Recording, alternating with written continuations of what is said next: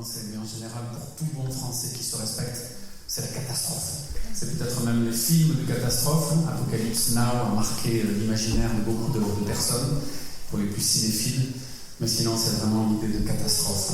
Et on est peut-être un peu surpris quand on lit ce livre de s'apercevoir que le thème principal, même s'il y a évidemment des choses étonnantes et horribles, le thème principal c'est plutôt la révélation, et c'est plutôt Jésus, le Christ. Je vous invite à écouter ces paroles au début de ce livre. Révélation de Jésus-Christ. Dieu la lui a donnée pour montrer à ses serviteurs ce qui doit arriver bientôt, et l'a fait connaître en envoyant son ange à son serviteur Jean. Voilà, l'Apocalypse, c'est ça. C'est la révélation que Jésus-Christ a donnée à l'apôtre Jean par l'intermédiaire d'un ange. Celui-ci l'a attesté tout ce qu'il a vu à la parole de Dieu et le témoignage de Jésus-Christ. Heureux celui qui lit et ceux qui écoutent les paroles de la prophétie et gardent ce qui s'y trouve écrit, car le moment est proche. Et puis je vous invite à lire à partir du verset 9. Moi, Jean, votre frère et votre compagnon dans la persécution, le royaume et la persévérance en Jésus-Christ.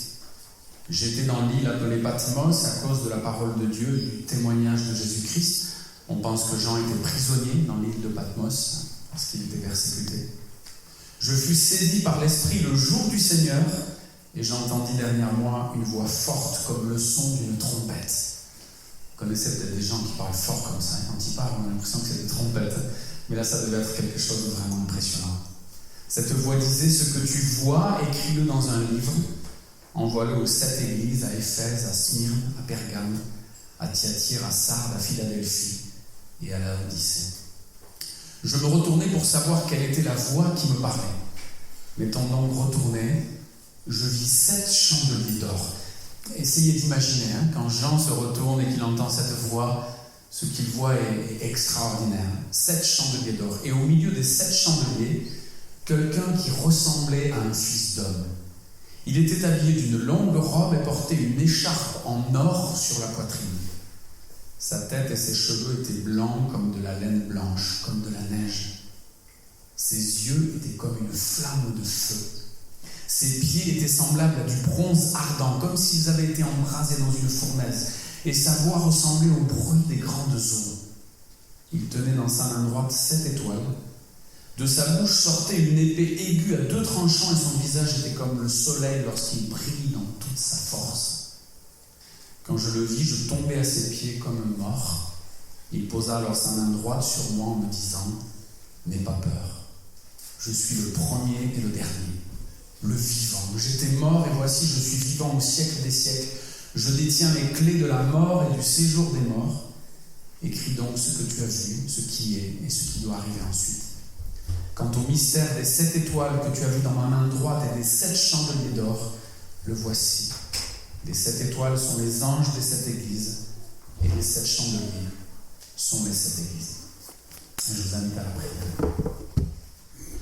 Seigneur, nous te remercions pour ces paroles incroyables. Nous te remercions pour ces visions que tu as données à l'apôtre Jean. Nous te remercions d'être venu jusqu'à nous. Et nous te demandons, Seigneur, de nous éclairer, de nous donner ton esprit, ou de renouveler en nous ton esprit, ton intelligence, pour que nous puissions être attentifs, concentrés, et pour que nous puissions entendre ce que tu vas nous dire ce matin encore. Amen. Au risque de vous décevoir, je ne vais pas vraiment faire un commentaire détaillé de ce grand chapitre et de cette vision extraordinaire de Jésus-Christ. Et au risque de vous étonner, je vais mettre en fait cette vision de Jésus-Christ en parallèle avec ce qui a été écrit sur le mur de notre église la semaine dernière. Vous êtes certainement au courant, on est même passé sur BFM TV et sur CNews, l'église réformée évangélique de Toulouse vandalisée.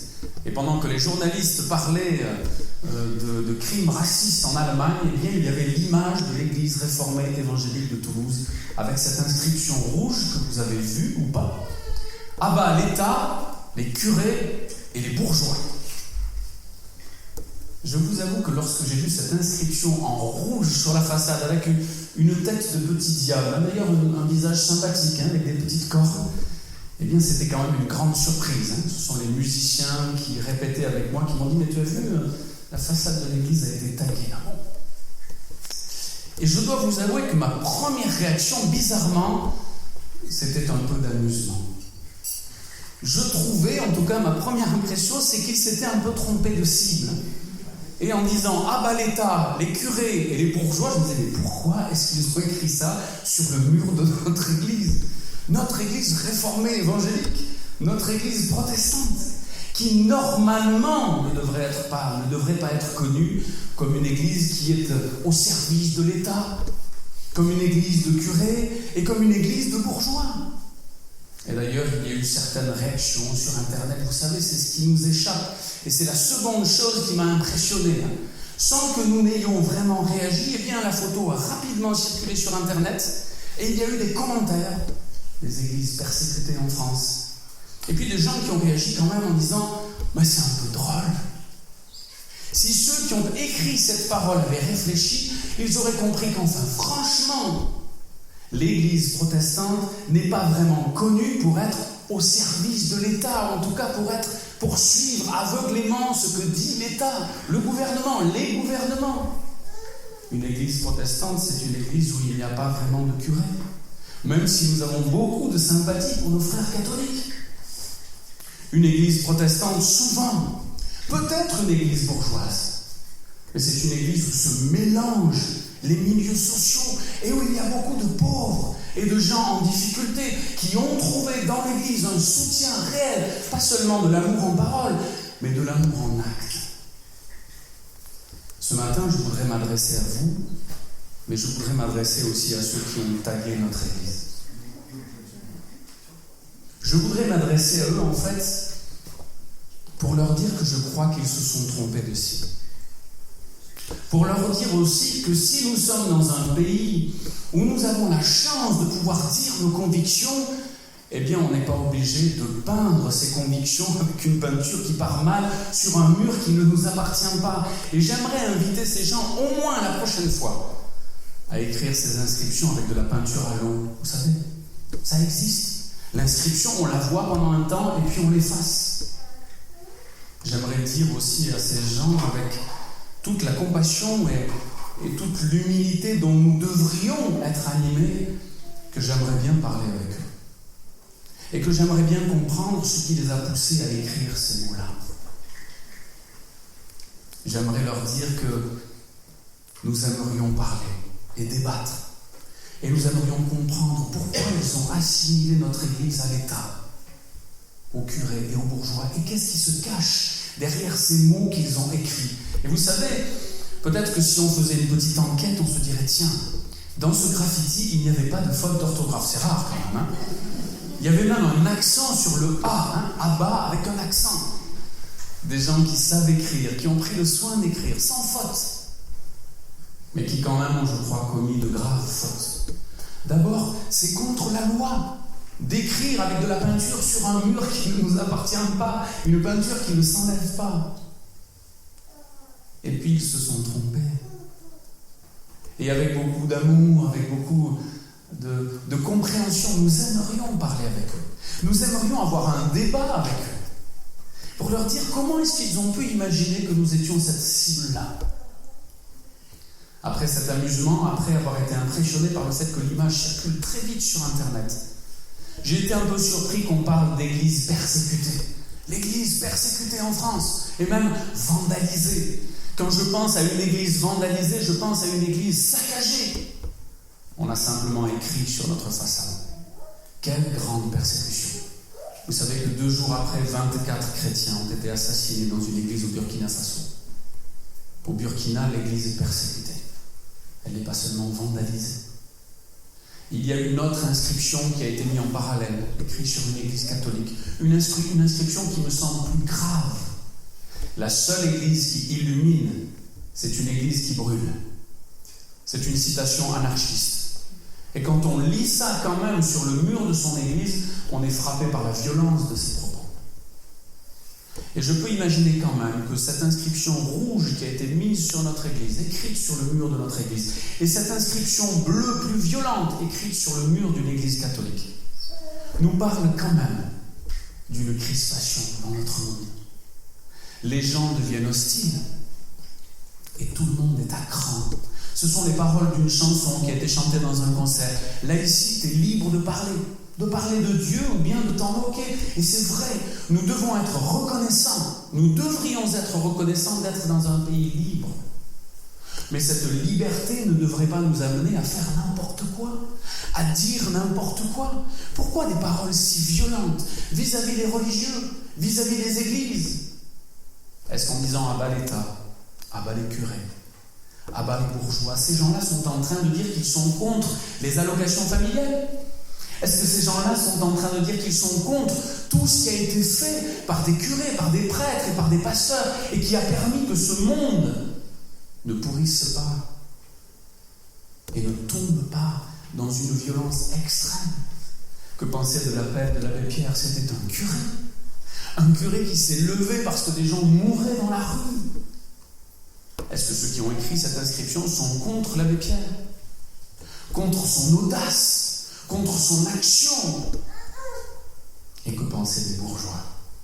Imaginerions-nous un seul instant que tous les bourgeois sont à mettre dans le même panier et que tous ceux qui ont de l'argent ne font rien de bien et qui n'ont rien de beau et de bon à nous apporter? Quelle drôle d'idée! Quel raccourci! Et pourtant, vous savez ce qui m'attriste. Ensuite, ce qui m'a attristé quand j'ai repensé à ce graffiti, c'est que finalement, on a parlé de l'église réformée évangélique de Toulouse simplement parce qu'elle avait été taguée, parce qu'il y a eu un graffiti. C'est peut-être une des rares fois où on a parlé de notre église sur une chaîne nationale. Mais pourquoi? Parce qu'on a tagué le mur de notre église. Combien j'aimerais qu'on parle de notre église réformée évangélique pour d'autres raisons. Parce que nous aurons peut-être lancé un programme pour que cette église accueille d'une façon exceptionnelle tous ceux qui ont un handicap physique, handicap mental, on en parle de temps en temps. Qu'est-ce qu'on pourrait bien faire pour que notre église soit prophétique? Pas simplement pour qu'on en parle dans les journaux, mais peut-être parce que ce que nous lancerions serait tellement novateur, serait tellement impressionnant que des journalistes viendraient pour voir ce qui se passe ici. Lorsque le fondateur des asiles, John Bosch, a créé en fait ces maisons et puis ce village pour accueillir les personnes handicapées, eh bien il a fait sensation, on s'est opposé à lui. Quelle drôle d'idée de vouloir rassembler les gens qui sont fous, les débiles comme on les appelait. Il est allé contre ceux qui n'étaient pas d'accord. Il a rassemblé des gens qui étaient ingérables et dont on ne savait pas quoi faire. Non seulement il les a rassemblés pour les aimer, mais il a demandé à des gens de venir avec lui pour réfléchir. Comment est-ce qu'on peut accompagner ces personnes? Est-ce qu'elles ont toutes le même niveau de soucis, de difficultés psychologiques ou physiques? Qu'est-ce qu'on peut faire pour elles? Aujourd'hui, c'est un centre extraordinaire où il y a environ 1000 résidents et 1000 soignants. Autant de soignants que de résidents, avec toujours un esprit chrétien.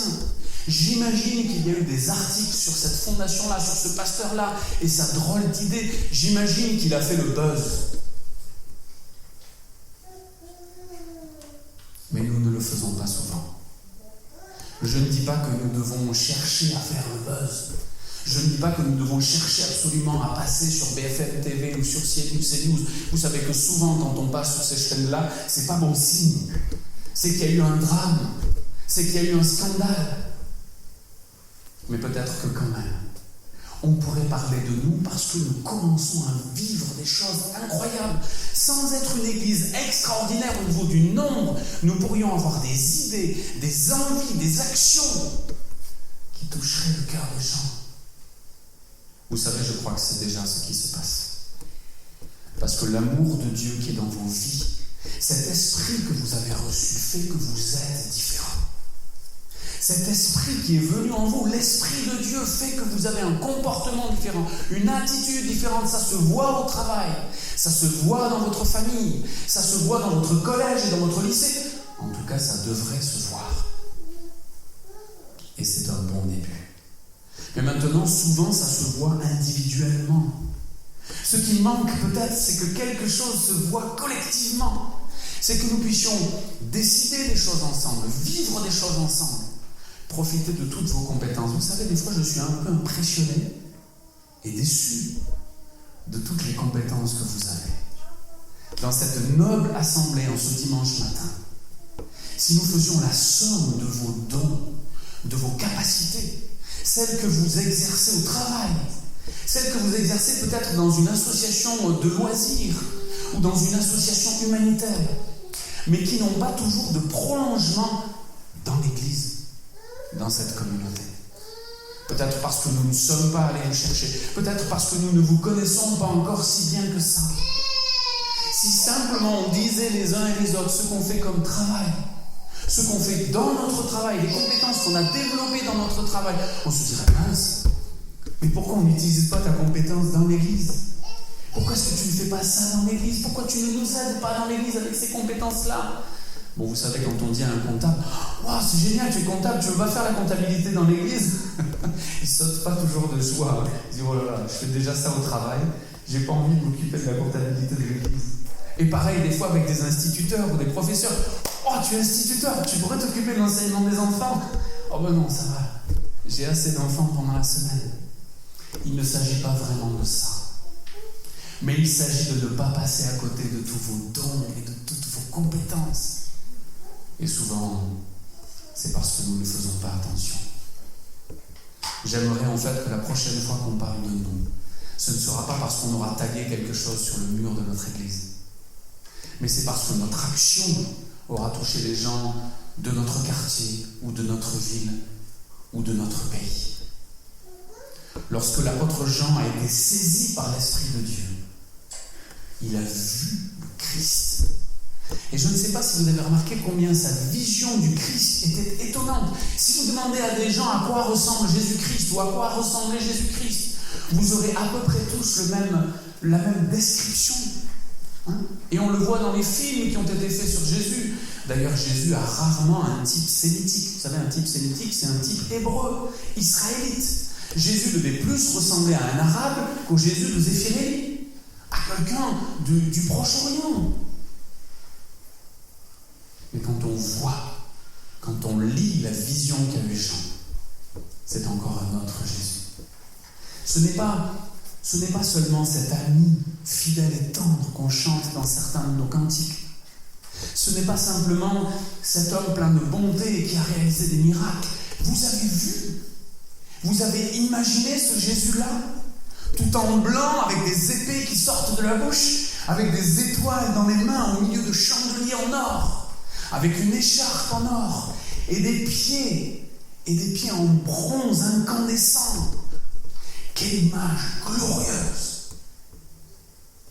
Tout l'Apocalypse, tout ce livre est là pour nous dire que la révélation de Jésus-Christ est en marche et que les chrétiens persécutés ne doivent pas avoir peur.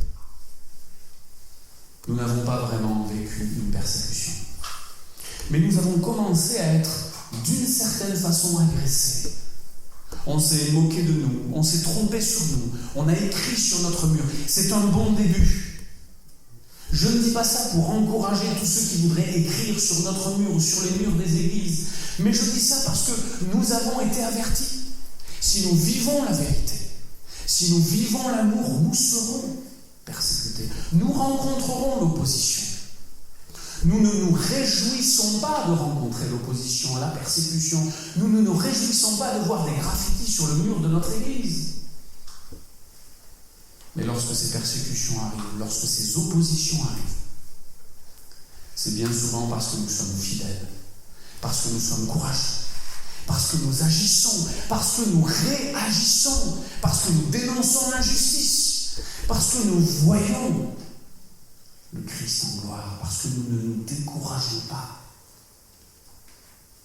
24 chrétiens ont été assassinés dans leur église pendant le culte. Le pasteur et plusieurs membres d'église ont été enlevés. Quel drame! Et aujourd'hui, dans notre pays, il y a des gens en fait qui s'opposent idéologiquement à la religion dans son enseignement, à l'islam, à la chrétienté, et qui s'y opposent de façon violente, idéologiquement, mais avec des actions aussi. Ils veulent critiquer la religion. Ils veulent faire croire que la religion doit rester dans le domaine du privé. Ils veulent faire croire que la religion est toujours synonyme de violence. Ils nous dénigrent, ils nous méprisent. Et nous devons les aimer. Et nous devons essayer d'entrer en relation avec eux. Et nous devons essayer de les comprendre. Qu'est-ce que nous avons manqué pour qu'ils pensent ça de nous? Qu'est-ce que nous n'avons pas su dire pour qu'ils écrivent sur le mur de notre petite église à bas l'état, les curés et les bourgeois? Nous avons manqué notre communication. Cela veut dire que les gens ne savent pas qui nous sommes. En France, les gens ne savent pas ce que c'est un protestant. Il y a des gens qui n'ont jamais rencontré et qui n'ont jamais discuté avec un protestant. Ils ne savent pas ce que c'est. Évidemment, nous sommes peu nombreux. Mais souvent aussi, nous parlons peu. Nous avons une sorte de complexe d'infériorité. Et puis on nous dit que la religion, il ne faut pas trop en parler. Et puis on nous dit que les symboles religieux, il ne faut pas trop les porter, à l'école non plus. Nous avons une vraie responsabilité de porter cet amour du Christ dans ce monde où Dieu nous a placés, dans ce monde difficile, dans ce monde violent. Mais nous devons porter cet amour et le porter de façon concrète, le porter de façon courageuse.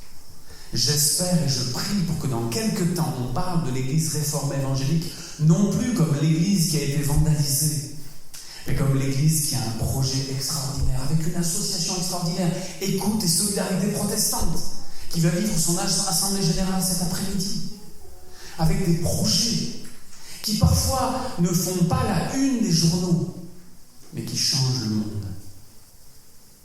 Il y a de l'argent qui est donné par-ci, par-là, pour que des missionnaires travaillent en Haïti. Nous voulons aussi nous soucier les uns des autres. Nous voudrions le faire de plus en plus pour que les gens de l'Église qui vivent des difficultés financières ou des difficultés sociales ne restent pas seuls, pour qu'ils osent demander de l'aide. Pour que les gens qui sont en train de sombrer, ne sombrent pas tout seuls sans qu'on ne l'apprenne.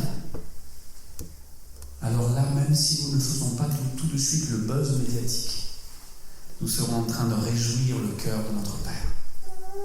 Nous serons en train de ne pas oublier que ce Jésus, qui est venu sur terre, qui a prêché, qui a guéri des malades pendant 3 ans, et qui est mort, nous n'oublierons pas que ce Jésus est ressuscité, qu'il est glorieux et qu'il est vivant. Vous savez, c'est ce qu'il dit dans sa vision. Je suis le vivant. Celui qui est mort et qui est revenu à la vie. Celui qui devrait renouveler nos forces et notre courage. Je ne sais pas dans quel état vous êtes aujourd'hui. Je ne sais pas si vous êtes découragés. Vous savez qu'il y a des gens aujourd'hui qui s'inquiètent tellement de la situation de notre monde qu'ils sont ce que nous appelons des survivalistes. Vous connaissez les survivalistes? Ils sont en train de se préparer en fait à la fin du monde. Ils achètent des choses, ils les mettent dans leur maison, ils ont un coffre-fort dans leur maison et puis ils préparent un petit jardin comme ça, si jamais il y a une catastrophe, ils auront leurs propres légumes et ils s'en sortiront alors que nous, on ne pourra plus rien faire. Ils commencent à vivre en apprenant à vivre sans l'électricité parce que l'électricité va disparaître, c'est sûr. Vous savez, on ne devrait pas se moquer trop vite de ces gens-là. Nous, chrétiens, nous ne pouvons pas sombrer dans la peur. Et nous ne devrions pas être surpris qu'un jour la fin du monde arrive. Nous le savons. Mais nous devons entendre la douleur et la crainte excessive de ces gens-là, qui se disent qu'ils doivent se préparer parce que ce monde est en train d'exploser. Nous devrions être près d'eux. Nous devrions aussi quand même réfléchir à tout ce qui est superflu dans nos vies. Évidemment, avec les survivalistes et avec les minimalistes, vous savez, ceux qui vivent avec le minimum vital, parce qu'il y a tellement de choses qui sont superflues. Comprendre ces gens-là, entrer en relation avec eux, les aimer de la part de Dieu, pour les aider à comprendre que nous ne sommes pas ce qu'ils pensent de nous, pour répondre honnêtement à leurs questions honnêtes. Pendant la tournée ou les différents concerts que nous avons pu donner, un jour quelqu'un m'a dit « Mais comment croire en Dieu? Si Dieu existait, il n'y aurait pas tout ce mal. » Et je voudrais terminer là-dessus avec cette histoire de ce joueur de tennis que vous connaissez peut-être. C'est pour les plus âgés, Arthur Ashe. C'était le premier grand champion de tennis de couleur noire. Et cet homme, qui a été un joueur de tennis extraordinaire, qui a gagné de nombreux titres, est mort en fait du sida. Et quand à la fin de sa vie, quelqu'un lui a posé la question, il lui a dit: mais Arthur, pourquoi est-ce que Dieu a permis que tu aies cette maladie et que tu meurs de cette maladie? Et la réponse d'Arthur H, que vous avez peut-être lu sur Internet ces derniers temps, je l'ai trouvée belle et profonde. Et il a répondu à cet ami: tu sais, quand j'ai commencé à faire du tennis, j'ai commencé avec 5 millions de jeunes qui faisaient du tennis avec moi. En même temps que moi, il y a eu 5 millions d'enfants qui ont appris le tennis. Il y en a quelques milliers qui sont arrivés à un très bon niveau et qui ont commencé à faire des tournois et à être connus. Et puis il y a eu une grande finale où il y avait 2 joueurs de tennis et il y en a un seul qui a gagné. Et c'était moi. Et à ce moment-là, je n'ai pas demandé à Dieu pourquoi j'avais gagné. Si Dieu existe, pourquoi le mal? Pourquoi ma souffrance? Mais si Dieu n'existe pas, pourquoi le bien? Pourquoi est-ce que Dieu permet qu'il y ait des choses extraordinaires? Et pourquoi nous nous posons la question de Dieu simplement quand ça ne va pas? Nous devons répondre honnêtement aux gens qui nous posent des questions honnêtes. Nous ne savons pas vraiment pourquoi Dieu a permis que le mal entre dans le monde. Mais nous savons que ce sont les êtres humains qui se sont révoltés contre Dieu. Nous savons que ce mal va se terminer. Mais nous savons aussi que nous devons lutter contre le mal. Nous savons que si Dieu n'a pas donné une réponse théorique à la question du mal, il a apporté une solution. Dieu n'est pas un spectateur qui regarde le mal. En Jésus-Christ, il est venu sur cette terre, il a souffert, il a été condamné à notre place, il est mort sur la croix, il a vécu le mal ultime. Être crucifié alors qu'on est innocent, porter la condamnation de l'humanité, cette humanité qui s'était révoltée contre Dieu, et dire maintenant, si vous croyez en moi, vous êtes délivrés de la condamnation. Et vous pouvez commencer à lutter efficacement contre le mal. Ce que Dieu nous demande, c'est de comprendre qu'il est la solution au mal, qu'il ne veut pas ce mal-là, et qu'il veut de chacun de nous pour commencer à faire diminuer ce mal et cette méchanceté qui sont en nous tous. Le mal est dans le cœur de ces personnes qui ont écrit Abba, l'État, les curés, les bourgeois. Dans ces personnes-là, dans leur cœur, il y a aussi des mauvaises pensées. Il y a des choses qui sont mauvaises, mais le mal est aussi en nous. Nous, les chrétiens qui avons reçu Dieu, nous l'avons entendu ce matin, et qui pourtant encore de temps en temps faisons ce que nous ne voudrions pas faire. Mais pourtant, grâce à cet Esprit de Dieu, parce que nous avons cru qu'il y avait une solution au mal, quelque chose a changé. Nous pouvons regarder chaque matin, penser à ce Christ ressuscité, flamboyant, ce Sauveur qui est vivant et qui nous promet la vie éternelle. Et nous pouvons lutter contre le mal. Le mal sous toutes ses formes. Le mal en nous et le mal dans le monde. Dénoncer le mal et lutter contre le mal. Ce sera une façon de répondre à la question honnête que se posent certains. Mais si Dieu existe, pourquoi le mal? Si Dieu n'existait pas, il n'y aurait pas de bien. Et comme Dieu est venu sur terre pour nous sauver, il est venu donner une solution au mal. Et nous sommes là pour porter cette solution au monde. Nous ne sommes rien, mais Dieu veut nous utiliser. Que Dieu nous donne cette force.